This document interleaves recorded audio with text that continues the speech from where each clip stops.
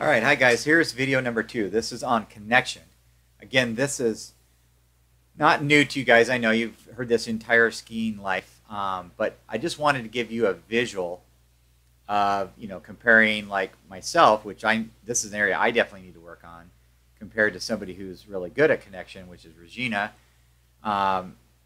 Janquist. And, the only reason I picked her is because she's a 34-mile-an-hour skier, and I know some people think that there's a difference between different speeds and how you ski.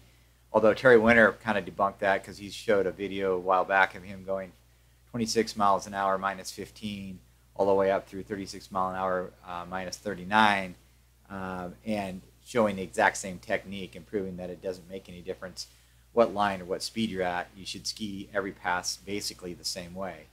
But anyways, I think Regina is a good example. She's a solid 34-mile-an-hour skier, obviously, and it's just a good example. And I recommend, again, let me back up.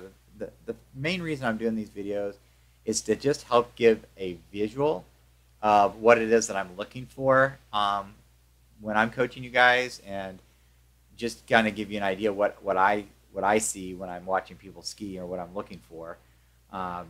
And then, I also recommend that you guys get coach's eye for yourself, record yourself while you're skiing, and then bring it home and put yourself side by side next to somebody like Regina or whoever you want that's a good skier.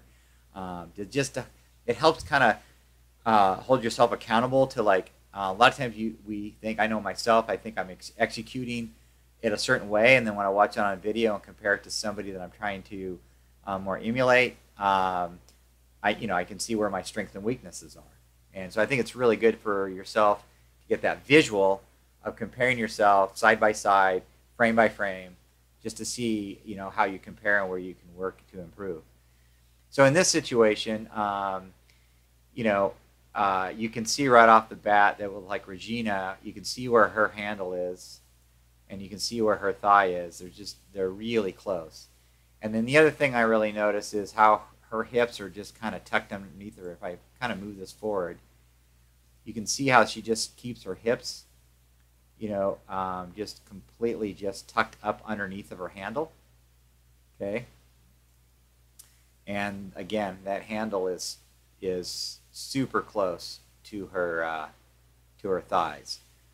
Myself, on the other hand, you can see where my handle is. Let's get the different line here. Where my handle is and where my thighs are. It's not a very good not a very good straight line, but you get the gist, right? So here's the handle, here's the thighs, and if you look at where her handle is and where her thighs are, they're just a lot closer, okay? And you can see how my hips are dropped back. My front knee is kind of bent like this, and then my butt sits back, whereas her knee is more articulated forward and her hips tucked underneath of her. So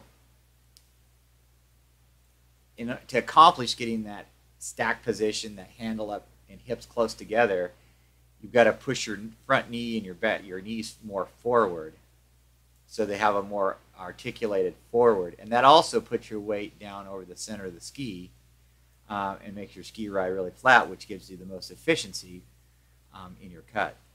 And you can see where my tip is riding quite a bit higher than hers. And it's because my butt and knees aren't articulated forward enough, and my hips are dropping back instead of being tucked up under the handle. Okay, so that's what I'm looking for when I'm watching you guys ski and looking for, like, how connected are we when we're in the finished part of our cut, which is right in this area here. You can watch Regina just kind of hold it all the way through, right? So she's holding that body position through the trough, first trough, and then through the second trough, and then she starts to change edges. Okay? So that's what we're looking for, is that connection right through there. Okay? Here's a great example of those. Handle right here, and the thighs like right underneath of it. Okay? And the hips kind of tucked up under the handle. Myself, on the other hand, I just kind of stay in that position all the way through. You know, just the hips are just a little bit back. And because of that, I mean, it's not terrible, but it definitely has some room for improvement. Here's a great example. Let's put her in the same spot in the trough, just coming out of the trough. And look how much higher my handle is than hers. My handle is clear up here. My thighs are clear down here. And her handle's here, and her thighs are like right there. So the space between those two lines is huge. And that is why she gets so much more efficiency in her cut. Okay, let's move forward and go up to my offside and her offside cut. Okay.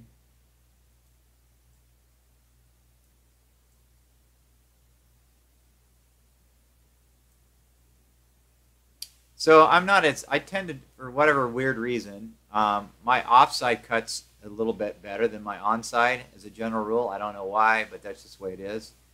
But again, you know, let me zoom in on this a little bit more.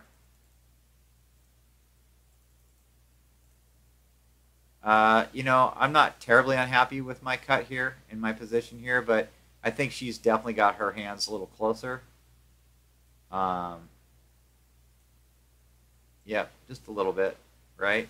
So I think I think my hips are just back a little bit more than hers. And so I have a little more separation, okay? Let's move it forward.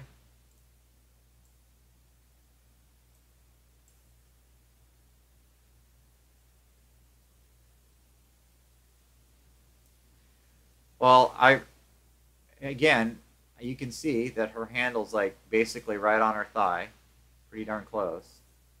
My handle's a little bit higher than my thigh. You know, it's not terrible, but again, there's still some room for improvement. The other thing I really like about her stack position is she's a little bit more open to the boat, and you can tell that because her shoulder's a little more level. Mine is definitely a little more pinned down in the back. So my my leading shoulder, the one that's, you know, leaned away from the boat, I'm a little bit more pinned down and pulling with a little bit more shoulder angle, so I'm a little more closed off to the boat. And I think by being a little more open to the boat, you get a little more efficiency out of it.